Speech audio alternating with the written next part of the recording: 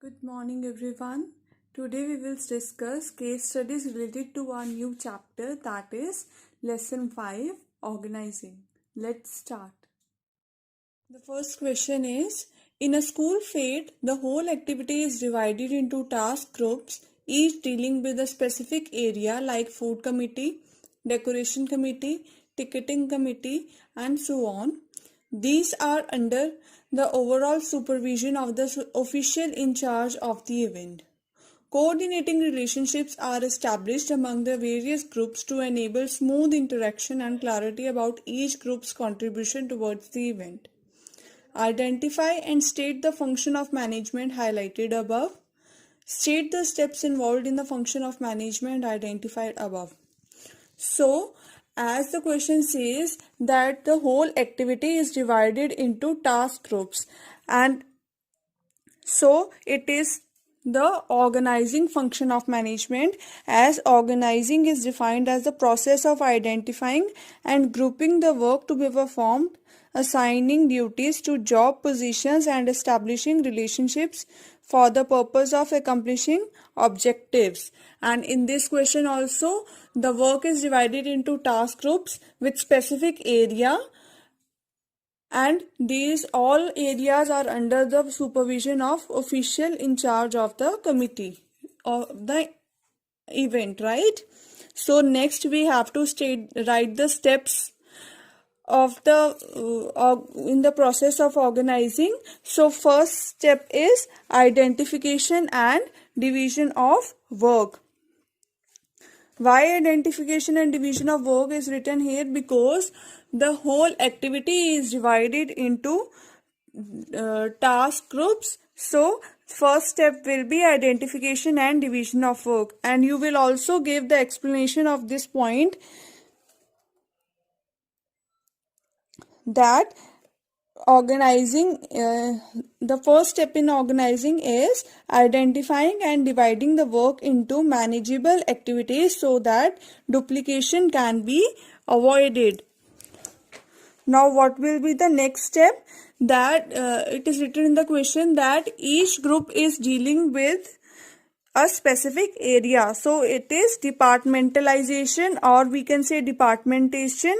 And in process of organizing, departmentalization means activities of a similar nature are grouped together. It facilitates specializations created on the basis of territory and products, right? Now what will be next? Next is the food committee, decoration committee, ticketing committee are under the overall supervision of the official in charge of the event. Here it is written that food committee, decoration committee, ticketing committee are under the supervision of official in charge of the event. So it is assignment of duties, that every person is assigned different duties, and it divided into different task groups. And in the process of organizing, assignment of job duties means jobs are allocated to the members of each department according to their skills and competencies for effective performance. Next is coordinating relationships are established among the various groups to enable smooth interaction and clarity about each group's coordination toward the event. So this is establishing reporting relationships, because authority responsibility relationships are clearly established so that each individual knows who he has to take orders from and to whom he is accountable, right? So in this way you will write the answer. First of all, you will identify the function of management, give the meaning, then start the process of the function of management. One by one write the step, quote the text from the question, and give the meaning, give the explanation of that step also. Next question is, a truck manufacturing company has its registered office in Delhi, manufacturing unit at Gurgaon, and marketing department is located at Faridabad. Which type of organizational structure should it adopt to achieve the target? Give reasons and state any 4 advantages of this organizational structure. So, in this question, The company is adopting the functional structure because it manufactures trucks only, and truck is a single product, and the company has separate departments like manufacturing unit in Gurgaon, marketing and sales department in Faridabad, etc. That means that the size of organization is large and it has diversified activities and operations, and its operations requires a high degree of specialization, so it should adopt functional structure. And now we have to state any four advantages of this organizational structure. So you can write any four advantages of functional structure. So you will write, by adopting functional structure, the company gets the following advantages. First, you can write leads to occupational specialization, since emphasis is placed on specific functions. Next, you can write it promotes control and coordination within a department because of similarity in the task being performed. Next, it increases managerial and operational efficiency, resulting in increased profits. And next, you can write it ensures that different functions get due attention. You may also write that it makes training of employees easier, or it lowers the cost as it reduces duplication of effort. You can write any four advantages of functional structure. Next question is, Sameer Gupta started a telecommunication company, Donera Limited, to manufacture economical mobile phones for the Indian rural market with 15 employees. The company did very well in its initial years. As the product was good and marketed well, the demand for its product went up. To increase production, the company decided to recruit additional employees. Sameer Gupta, who was earlier taking all the decisions of the company, had to selectively disperse the authority.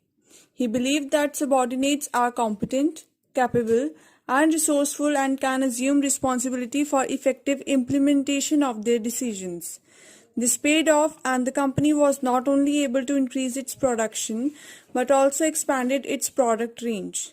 Identify the concept used by Sameer Gupta through which he was able to steer his company to greater heights. Now we have to identify the concept used by him, which with the help of which he was able to steer his company to greater heights. So the concept used here is decentralization. Now, why decentralization is used here? Because as decentralization refers to the systematic delegation of authority through all the levels of management and in all departments except that which can be exercised only at central points. And decentralization also implies selective dispersal of authority and believes that people are competent, capable, and resourceful. And in this question also, Sameer Gupta, who was earlier taking all the decisions for the company, had to selectively disperse the authority, right? Next part of the question is, also explain any 3 points of importance of this concept. So we have identified the concept and explained its meaning. Now we will give the 3 points of importance of decentralization. You can give any 3 points of importance, like I have given relief to top management, initiative amongst subordinates, and decision making. Relief to top management means it gives relief to the top management, as when the subordinates are given the freedom to act, the top management gets more time to devote on important policy decisions rather than handling operational decisions. Then initiative among subordinates, it develops initiating among subordinates by promoting self-reliance and confidence among them. This is because when lower managerial levels are given freedom to take their own decisions, they learn to depend on their own judgment. Then is decision making. It helps in quick decision making since decisions are taken at the points of action. There is no requirement for approval from many levels. There are also less chances of information getting distorted and it doesn't have to go through many levels. Like in this question also, Sumir Gupta was taking all the decisions of the company, and he dispersed the authority with his own permission, and he does not have to take permission from anyone else. Next question is, the manager of Sudha Industries is overburdened with routine work and is unable to concentrate on core issues of the company.